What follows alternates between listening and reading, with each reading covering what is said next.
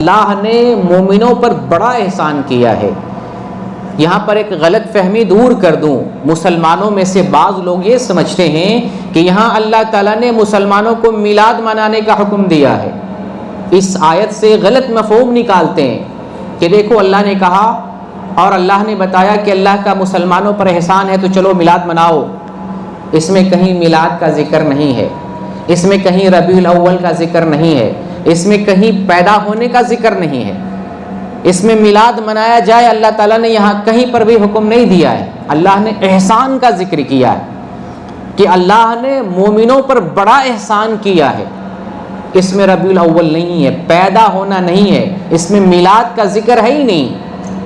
اللہ رب العالمین آگے ارشاد فرماتا ہے لقد من اللہ علی المؤمنین اذ بعث فیہم رسولا من انفسہم اذ بعث، اللہ مومنوں پر احسان کیا ہے یہ کر کے کہ محمد صلی اللہ علیہ وسلم کو انہی لوگوں میں سے رسول بنا کر مبعوث کیا۔ یہ احسان ہے۔ احسان اللہ کس کو بتا رہا ہے؟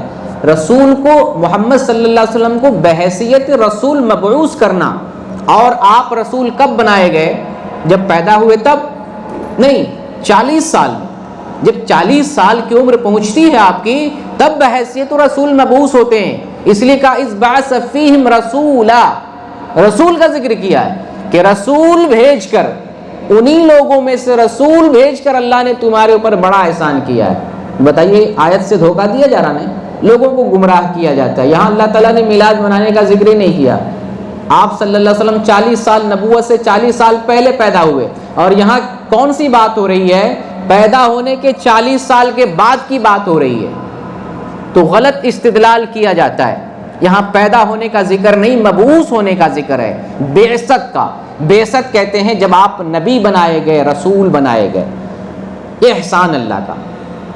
احسان مراد کیا ہے؟ اللہ کی وحی جو اللہ نے بھیجا، آسمان سے نازل کیا وحی، اور اس وحی کی روشنی جس نے پوری کائنات کو منور کر دیا، وہ احسان اللہ رب العالمین کا۔ اس کو مثال سے یوں سمجھیں کہ جیسے اللہ تعالیٰ نے ہمیں 2 آنکھیں دی ہیں، اگر اللہ تعالیٰ سورج، چاند، ستارے نہیں بناتا، ان آنکھوں سے ہم فائدہ صحیح طور پہ نہیں اٹھا پاتے۔ آنکھیں بھی دیا، پھر کائنات کو اللہ نے سورج، چاند، ستاروں سے منور کیا، تب جا کر ہم آنکھوں سے فائدہ اٹھاتے ہیں۔ اسی طرح سے اللہ رب العالمین نے ہمیں عقل دی ہے، اس عقل سے سوچتے ہیں، سمجھتے ہیں۔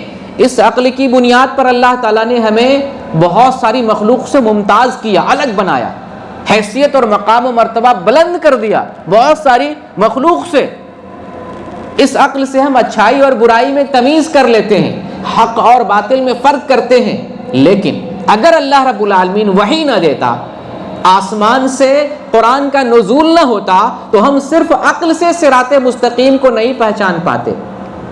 ہر کسی کی عقل الگ الگ طرح کی ہے، کوئی سمجھتا ہے یہ راستہ صحیح ہے، یہ راستہ صحیح ہے، یہ راستہ صحیح ہے۔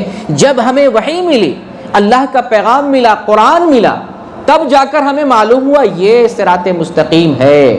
یہی اللہ کا احسان، اللہ نے وحی بھیجی، اور وحی کی وہ روشنی جس نے دنیا کو منور کر دیا ہے، وہ احسان اللہ رب العالمین نے بندوں پر کیا ہے۔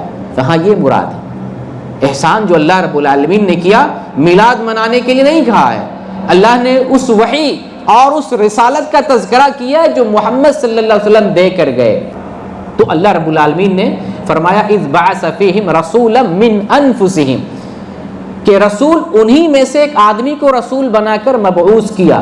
اللہ رب العالمین نے یہ بعثت کا تذکرہ قرآن میں 3 مقام پر فرمایا ہے۔ میلاد کا تذکرہ نہیں، اس لیے بات کو سمجھتے ہوئے چلے۔ میلاد یہاں نہیں ہے، کیا ہے؟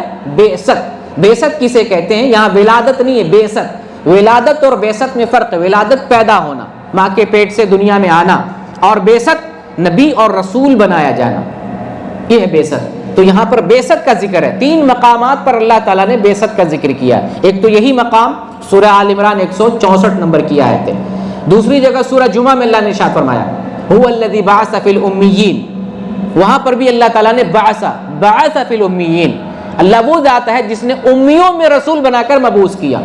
اور تیسری جگہ اللہ تعالیٰ نے سورہ بقرہ میں ابراہیم علیہ السلام کی دعا ہے، اللہ تعالیٰ نے ابراہیم علیہ السلام کی دعا کو نقل کیا ہے۔ محمد صلی اللہ علیہ وسلم کی ذات گرامی ابراہیم علیہ السلام کی ایک دعا ہے، ربنا وبعث فیہم رسولا، کہ اللہ انہی میں سے، لوگوں ہی میں سے ایک رسول مبعوث فرما. یہاں پر بھی وبعث، اے اللہ مبعوث فرما، ایک رسول بنا.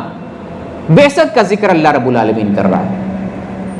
اور پھر آگے اللہ رب العالمین نے صرف بعثت کا نہیں، بعثت کے مقاصد کو بھی بیان کر دیا کہ رسول کو مبعوث کیوں کیا، کیا ذمہ داری دے کر اللہ نے رسول کو دنیا میں مبعوث کیا، وہ کون سی ذمہ داریاں ہیں. اللہ تعالیٰ نے ان ذمہ داریوں کو بھی ذکر فرمایا.